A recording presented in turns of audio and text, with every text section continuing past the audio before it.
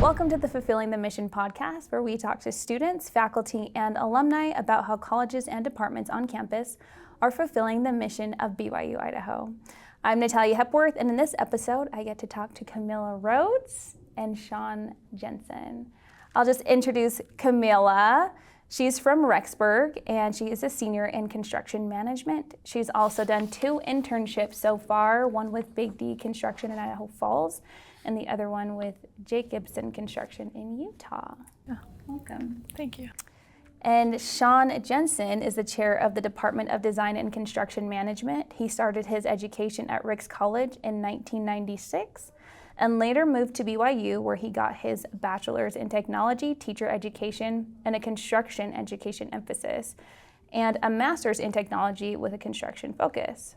After that, he received a doctoral degree in education leadership from Washington State University in 2010. He started his teaching career back in 2000 at Payson High School, and he came to BYU-Idaho in 2008. Brother Jensen has about a decade of experience in the construction industry, and he's also owned his own general contracting business. Welcome. Thank you. It's good to be here. I still hope I got it all. I feel like I didn't. Yeah, no, you got it. You covered it. So if there's more experience under your belt that we need to fill in, we can. That's good. Well, great. Well, let's just talk a little bit about your department, the Department of Design and Construction Management. You offer degrees in virtual design and construction, construction management, construction superintendency, and architectural technology. Mm-hmm. Did I miss anything?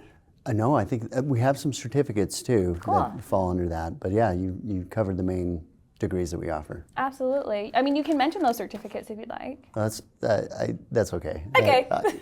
That's good. No, that's great.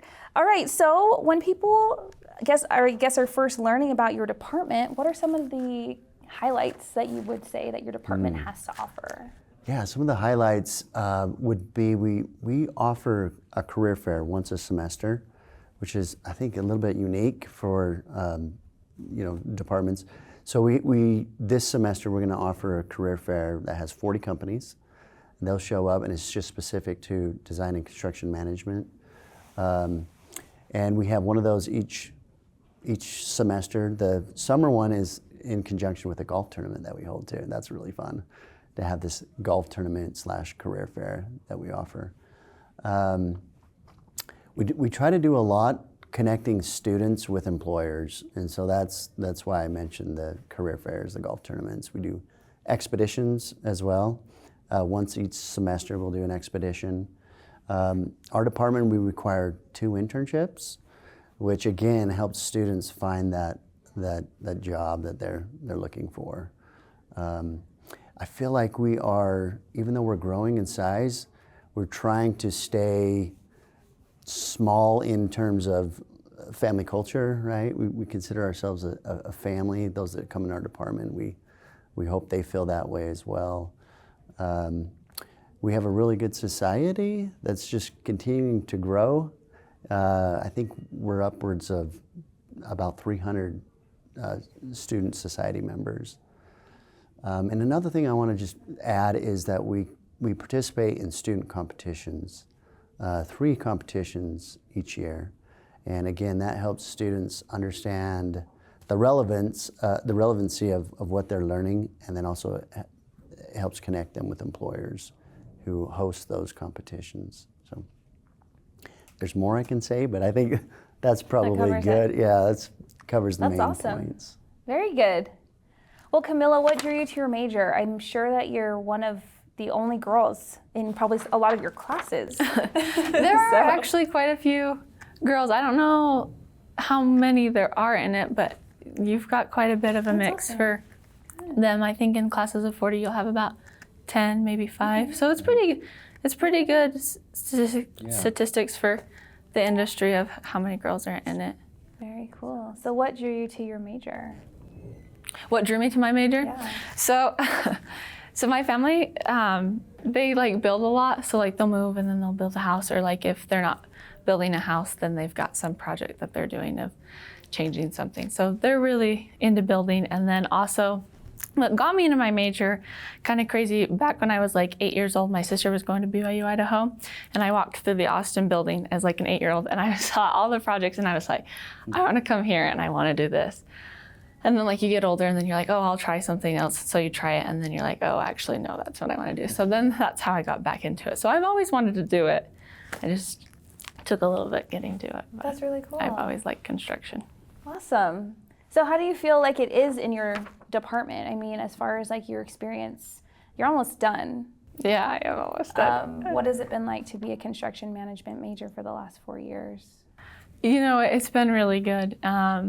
You know, you grow a lot. I have loved how, best way to put it, is you really do, like you said, it's a really big family culture. Like, and like people that graduate before you come back and recruit to BYU-Idaho, and then you like meet people that are in the major younger than you, and then like you can come back and recruit. So I really think that's been a really big thing in our major that I've really loved, is that those connections that you have never end. It's not just college, it's like a lifetime in construction. Like, I think something our teachers say all the time is the construction industry is so big, but also so small of that you do know lots of different people from lots of different companies, and you really do end up working with each other throughout the industry.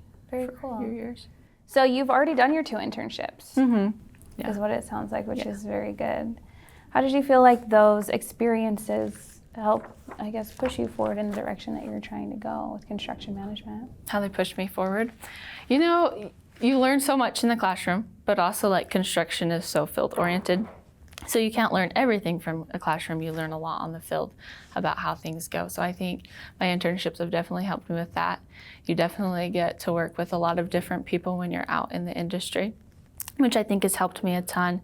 Because on the site I was on this summer, we had about 60 to 80 guys that were on site every day that you just work with.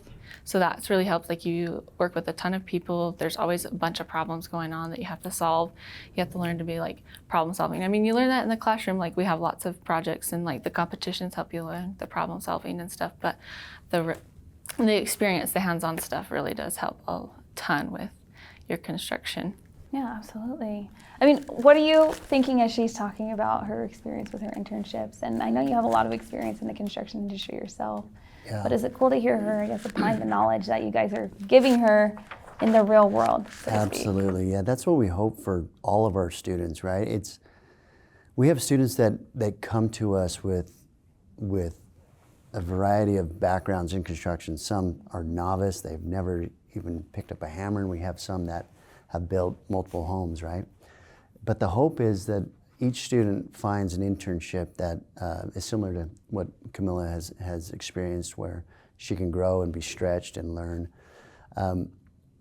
What we don't want to happen is students who come and they take the easy road on the internship, going back to work with their uncle or whatever, right? That they've had experience with that. We want them to be stretched and to grow and to learn. And as on the faculty side, we have to do our part. We feel a responsibility to get the right employers here on campus so that they can make those connections with students, and so that they can have these opportunities to get hired on with Big D Construction or a Jacobson, or a company that will give them a quality internship. So that's why I mentioned the career fairs and the expeditions and the seminars. We do a weekly seminar each Thursday where we invite employers to campus, and they talk about a problem that they faced and how they resolved that, and that helps teach the students just different scenarios they might be in and how they can overcome a challenging problem. But a lot of times those employers who come for seminars will stay for information sessions at night, and then they'll do interviews on the next day, right? So again, just more opportunities to get students connected with employers. Yeah, awesome. So I'm glad that Kamila took advantage of who we brought to campus and had those 2 quality internships. It's fantastic. They were great. They were good. What kind of companies do you draw when you do the career fairs? Yeah, mostly commercial companies. And what I mean by commercial companies are those companies that they'll build schools or hospitals or a building like this that we're in. I would say if I was going to put a percentage to that, about 80% of our companies that come to career fairs are commercial companies. And then we'll have some residential companies that will come, the home building companies. And then a few that are just specialized in owners' representatives or something like that, where they're consultants. But we feel like we bring enough variety to campus where if there's a student that is looking for one niche in the industry, we hope that we cover that industry for them so that they can have that opportunity. Yeah, very good. So what is the ratio of project-based learning to working behind a desk or behind a computer screen? Yeah, how hands-on is that? I mean, you obviously have shops and things like that going on in the Austin building, but can you just give us an idea of what it looks like to be in your department? Yeah, I'll share that from the faculty perspective, and maybe Kamila, you can share it from your end. Yeah. We tend to have our freshman and sophomore level classes more hands-on based, right? We want the students to come in and participate in a project of some type. One of the classes that I'm currently teaching is a framing systems class, and in that class we have a classroom lecture for an hour, but also a 3-hour lab associated with that. So in the lecture portion, we'll talk to them about the book learning, right? The technical stuff of framing and the terminology. But then they have this opportunity for 3 hours a week to build a model of a home, a scaled down model of a home. And I really enjoy that on the faculty side, seeing students have that opportunity to put, the framing members together and see this home being built. It's rewarding to see that, but I also feel like the students get that aha moment, right? And understand how these framing members go together. So that's just one example of a hands-on course we have. And again, most of our freshman, sophomore level courses have some component of hands-on. And then as they get closer to graduation, it tends to go more theoretical learning and more bookwork learning there.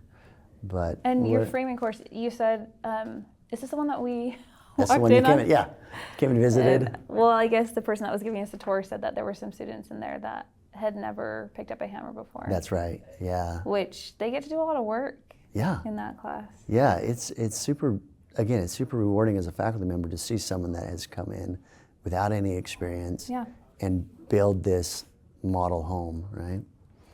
And then we test it at the end. We have all the group members, all 5 or 6 stand on the home. And they're always so nervous to do that. But we haven't had a home collapse yet. So that's awesome. 15 years. So. The design is sound, guys. Jeez. Exactly. Okay. Yeah, please go ahead, Kamila. What do you think? From the field side or from our school? Just from your perspective. Yeah, just from your perspective. Like, as a student. As far as like hands-on learning, what's the ratio between your hands-on project-based learning and then, like you were saying, the theoretical? I mean, what is it like? What's a day in the life? Yeah, like you said, when you first start out, you're in more of the labs and you're in more of the classes that are hands-on. And then you get in the more classes that are like scheduling or estimating or project management, and those classes are more on the computer.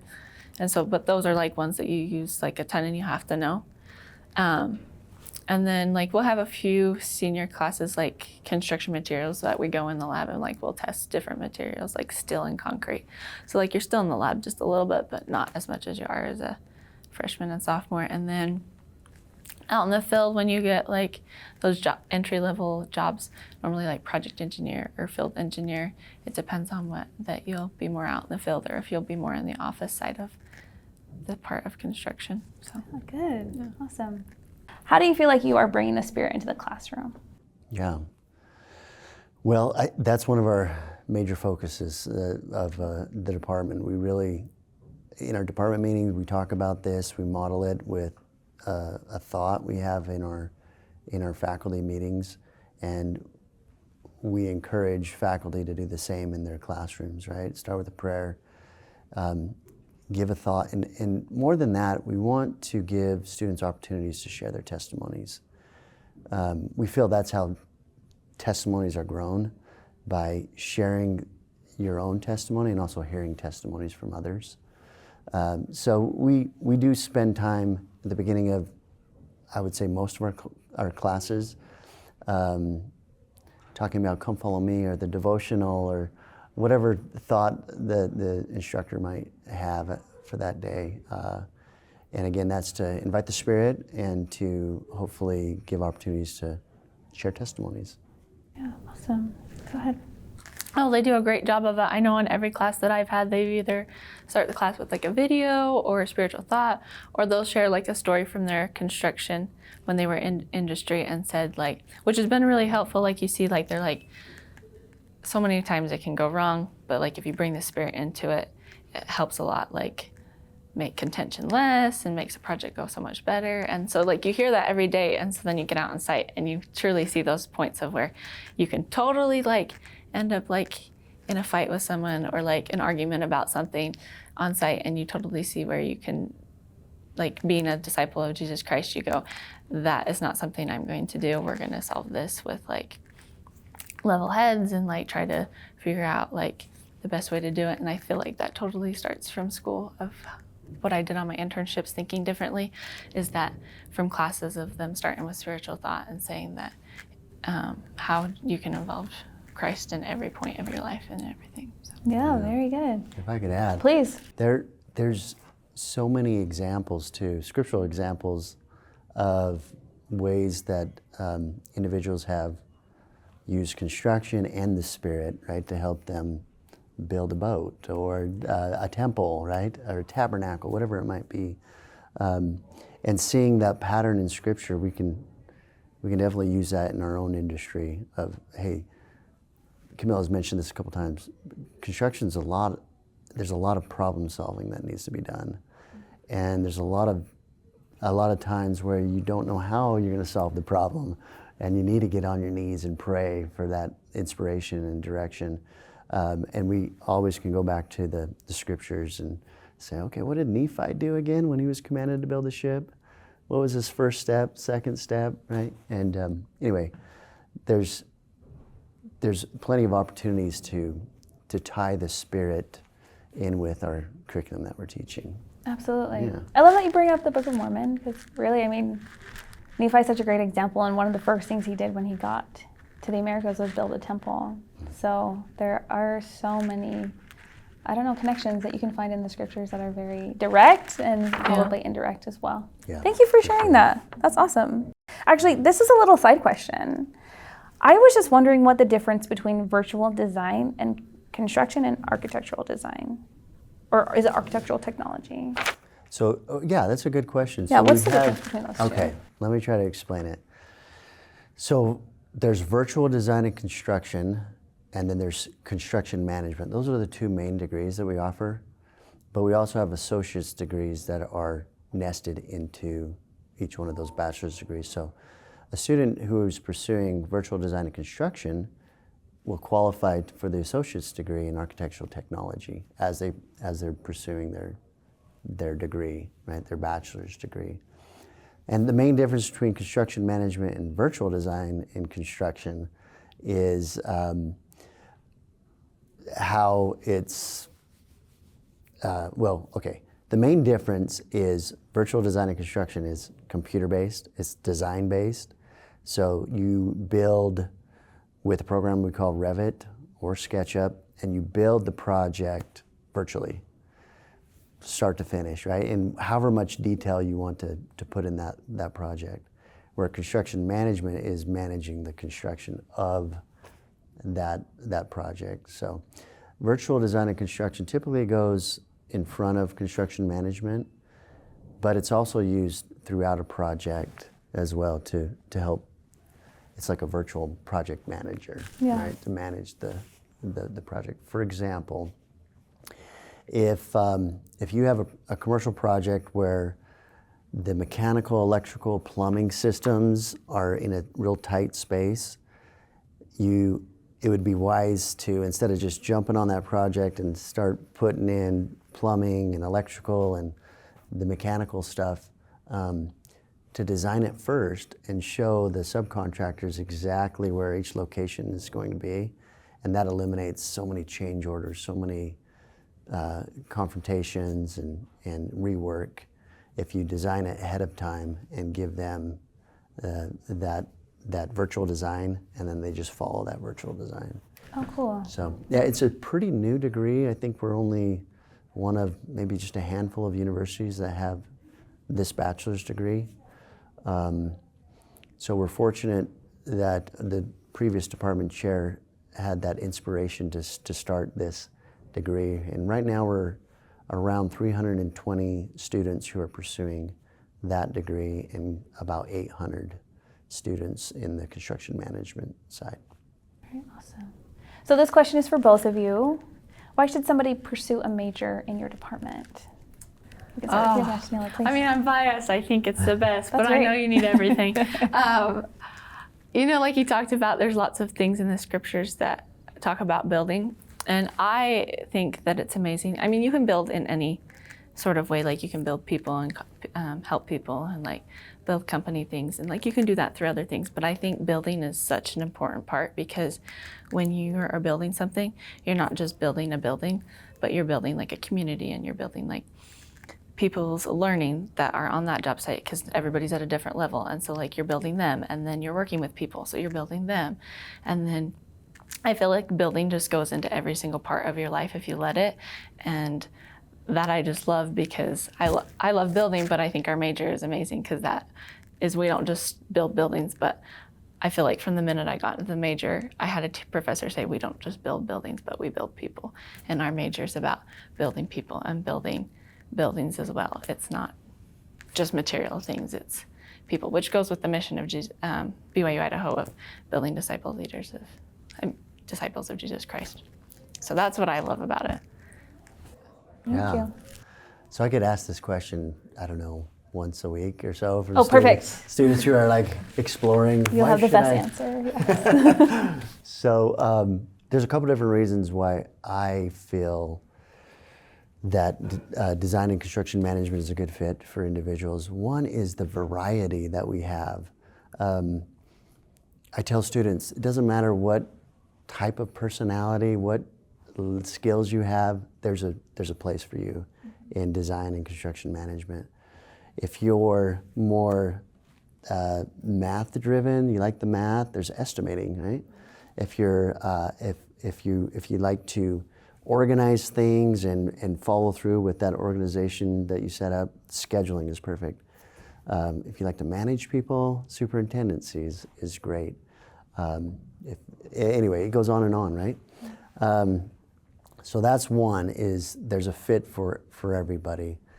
But we've been fortunate that we've also had 100% job placement for the last 12 years, I would say, and that includes that tough time during the industry where it was hard to find a job. We still were placing everybody that wanted a job. And our starting salaries are actually pretty good right now. Straight out of college, I think our average is about $78,000 for a student that's starting in that career. And that's either VDC or CM.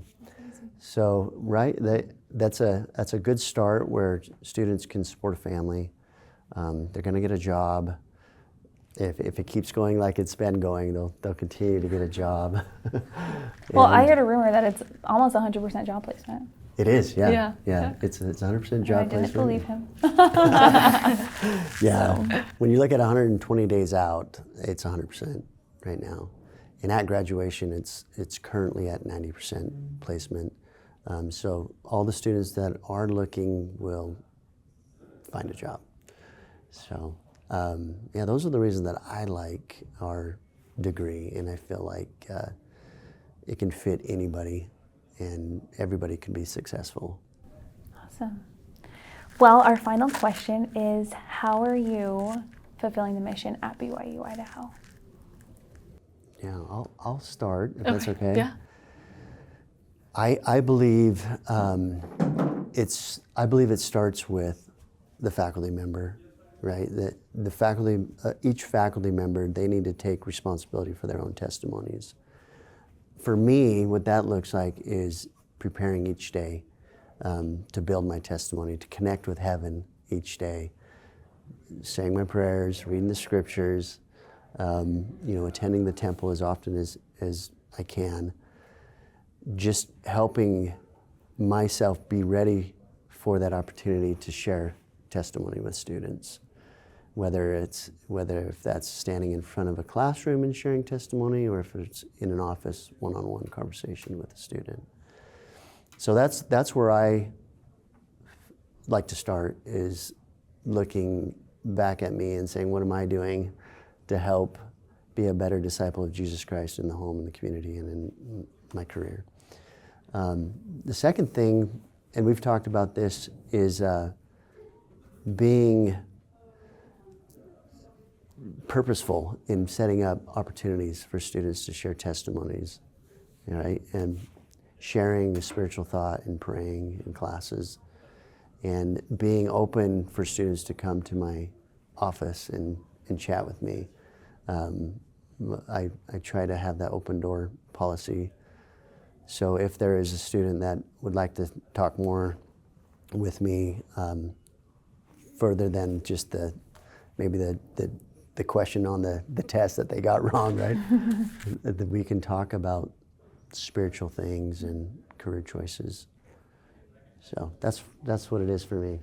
That's good. And you do a good job of that. I remember when I was trying to figure out what internship I was going to take, I came to you and you're like, they're all good, but I think you got to pray about it. So that's why I really think you do a very good job at that. And building testimony too. Yeah, right. Yeah, no kidding. So with fulfilling the mission, when we came on this, I was thinking, what have I done for the disciple, like fulfilling the mission? But I think the biggest thing that comes to my mind is when I was on the job site this summer, it was pretty rough. I mean, the construction industry is, but it was a good learning experience for me. And so I finally decided, I was like, all right, I'm just gonna smile and try to talk to everybody and learn as much as I can from everybody on site. And so I was walking around, and I was doing that for 2.5 months. And finally one of the guys comes down off of the scissor lift, and he goes, what is your name? And he was talking to me, and he goes, and I'd been smiling and talking to him every day, just saying hi. And he says, I just want you to know, thanks for letting me feel like a human. And I was like, what do you mean? And he goes, I'm not the greatest person. And he says that, he's like, it's nice to be treated like a human and not be someone running the other way or ducking their head, but truly be given a smile and looked in the eyes and said hi to. And I was like, oh my lads, that is so sad that that people don't get that every day, a smile and genuine, feeling like a human. And so I feel as disciples of Jesus Christ, we're taught to love one another. And so I feel that is the greatest thing, if you get to go out in the world and you get to treat someone they feel they're loved, even if it's just a smile. And I feel for me, that was the biggest thing of making sure people feel you feel they're an important person, because they are. I mean, my lands, you're putting a building together that people are going to use. You should feel you're a little bit important, that you're a person. And so I feel that was a big thing, is to make sure that people know that they're human too, and that they're recognized and not just nothing. Not just there. I know. I thought that was so sad. So I was that's probably my biggest thing for fulfilling the mission, is loving one another. Thank you.